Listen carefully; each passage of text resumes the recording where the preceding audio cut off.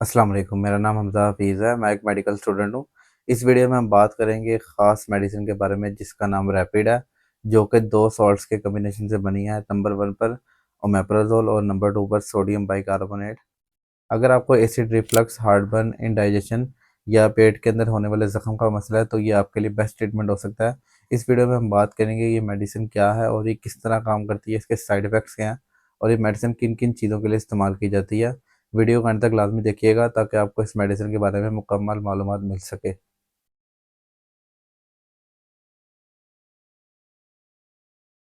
सबसे पहले हम ये बात समझ लेते हैं कि जो मैंने 2 वर्ड्स बोले हैं एसिड रिफ्लक्स और हार्टबर्न, ये आखिर है क्या और ये हमें किस तरह से प्रॉब्लम करता है।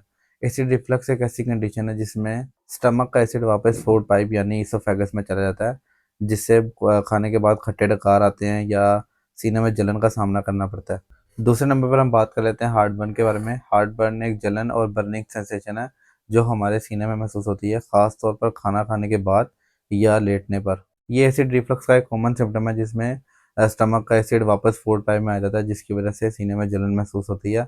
अब हम बात करते हैं कि इस मेडिसिन का क्या रोल है, ये मेडिसिन किस तरह काम करती है, हमारे मैदे पे किस तरह असर करती है कि हमें बाद में रिलीफ मिलता है, एक तो एसिड रिफ्लक्स और दूसरी हार्टबर्न से। तो सबसे पहले ये मेडिसिन 2 मेन इंग्रेडिएंट्स के कॉम्बिनेशन से बनी है, जिसमें नंबर 1 पर है ओमेप्राज़ोल और दूसरे नंबर पर है सोडियम बाइकार्बोनेट। सबसे पहले हम बात कर लेते हैं ओमेप्राज़ोल के बारे में।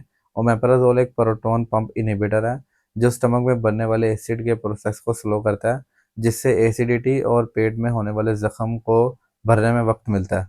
दूसरे नंबर पर आता है सोडियम बाइकार्बोनेट, जो कि एक एंटासिड है जो फौरी एसिड को न्यूट्रलाइज़ करता है, जिसकी वजह से हार्टबर्न और एसिड रिफ्लक्स को रिलीफ़ मिलता है। एक तरफ ओमेप्राज़ोल है जो कि एसिड की प्रोडक्शन को कंट्रोल करता है और दूसरी तरफ सोडियम बाइकार्बोनेट है जो कि फौरी रिलीफ़ देता है।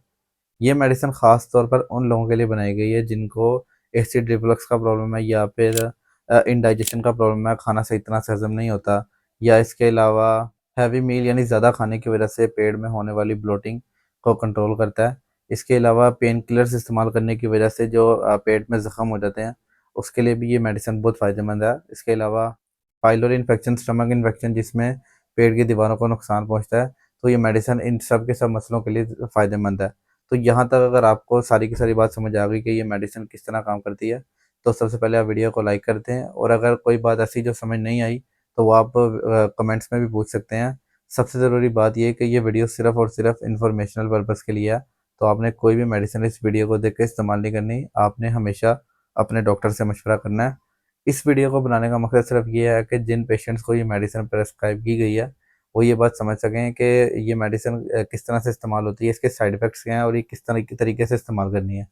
वीडियो में आगे बढ़ते हैं, बात करते हैं इस मेडिसिन की डोज़ेज के बारे में। तो ये मेडिसिन सुबह निहार मुँह 1 टैबलेट ले लेनी चाहिए। अगर ज़्यादा हार्टबर्न का प्रॉब्लम हो तो इसको खाना खाने से आधा घंटा पहले इस्तेमाल करें। मेडिसिन के बेस्ट रिज़ल्ट्स के लिए आपको इसको रेगुलर इस्तेमाल करना होगा 3 से लेके 4 हफ्तों तक, और स्पाइसी, ऑयली या जंक फूड से परहेज़ करें। अगर आपको रोज़ाना एसिडिटी या ब्लोटिंग का प्रॉब्लम होता है, तो ये मेडिसिन है कि लॉन्ग टर्म के लिए बेस्ट सॉल्यूशन है। अब हम बात करते हैं इसके साइड इफ़ेक्ट्स के बारे में। तो जैसे हर मेडिसिन के कुछ ना कुछ साइड इफ़ेक्ट्स होते हैं, इसी तरह इस मेडिसिन के भी साइड इफ़ेक्ट्स हैं, जिसमें नंबर 1 पर आता है कि इसके लॉन्ग टर्म इस्तेमाल से कैल्शियम और मैग्नीशियम के लेवल कम हो सकते हैं।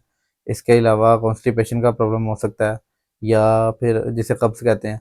इसके अलावा माइल्ड नोज़िया या हेडेक का प्रॉब्लम हो सकता है। बात करते हैं किन लोगों को ये मेडिसिन कि डॉक्टर की हिदायत के बगैर नहीं इस्तेमाल करनी चाहिए। वो लोग जिनको किडनी का प्रॉब्लम है, जिनको लॉन्ग क्रोनिक किडनी डिजीज़ है कोई भी, तो वो इस मेडिसिन के इस्तेमाल से पहले अपने डॉक्टर से मशवरा करें, या वो फीमेल जिनके बच्चे छोटे हैं और वो उनको फ़ीड करवाती हैं, वो इसके इस्तेमाल से पहले अपने डॉक्टर से लाज़मी मशवरा करें। या कोई ऐसा पेशेंट जो कोई और मेडिसिन या किसी और ट्रीटमेंट पर है, वो उसकी मेडिसिन भी इस्तेमाल कर रहा है, तो इस मेडिसिन के जिसका नाम रैपिड है या जिसके अंदर जिस मेडिसिन के अंदर मौजूद हो ओमेप्राज़ोल प्लस सोडियम बाइकार्बोनेट, तो इस मेडिसिन के इस्तेमाल से पहले वो अपने डॉक्टर से लाज़मी लाज़मी मशवरा करे। अब हम बात करते हैं इसके अल्टरनेटिव ब्रांड्स के बारे में। तो जैसे हर मेडिसिन के अल्टरनेटिव ब्रांड्स होते हैं, इसी तरह इस मेडिसिन के भी कुछ अल्टरनेटिव ब्रांड्स हैं, जिसकी ये लिस्ट आपके सामने शो हो रही होगी। एक ज़रूरी बात ये है कि इस मेडिसिन के आपको बेस्ट रिज़ल्ट्स लेने के लिए जंक फूड्स या ऑयली स्पाइसी फूड से परहेज़ करना होगा। इसके अलावा खाना खाने के बाद आप फ़ौरी ना लेटें, बल्कि थोड़ा वॉक कर लें। इसके अलावा आप फाइबर रिच फूड्स का इस्तेमाल करें, डेयरी प्रोडक्ट्स, ताकि आपका जो डाइजेशन है वो इम्प्रूव हो। अपने स्ट्रेस को कंट्रोल करें, क्योंकि ज़्यादा स्ट्रेस लेने से भी एसिडिटी का प्रॉब्लम होता है। अगर आप हेल्दी लाइफस्टाइल और बैलेंस डाइट को फॉलो करेंगे तो ये मेडिसिन आपको डबल बेनिफिट्स देगी। आखिर में अगर हम इसके शॉर्टली समझें कि ये मेडिसिन क्या है, तो इस मेडिसिन के इस्तेमाल से एक तो एसिड रिफ्लक्स का प्रॉब्लम कम होता है और दूसरा हार्ट बर्न का प्रॉब्लम खत्म होता है। इसके अलावा जिन पेशेंट्स को खाना खाने के बाद सीने में जलन का सामना करना पड़ता है या लेटते ही सीने में जलन का सामना करना पड़ता है, तो ये मेडिसिन उनके लिए बहुत ज़्यादा फ़ायदेमंद साबित होती है। लेकिन ये बात ज़रूरी है कि इस मेडिसिन के इस्तेमाल से पहले आप अपने डॉक्टर से लाज़मी मशवरा करें। अगर आपने ये वीडियो पूरी देखी है तो आपको समझ आएगा ये मेडिसिन क्या है और ये किस तरह काम करती है, इसके साइड इफ़ेक्ट्स क्या हैं और ये किन-किन चीज़ों के लिए इस्तेमाल होती है। वीडियो अच्छी लगी हो तो चैनल को सब्सक्राइब कीजिएगा। अल्लाह हाफ़िज़।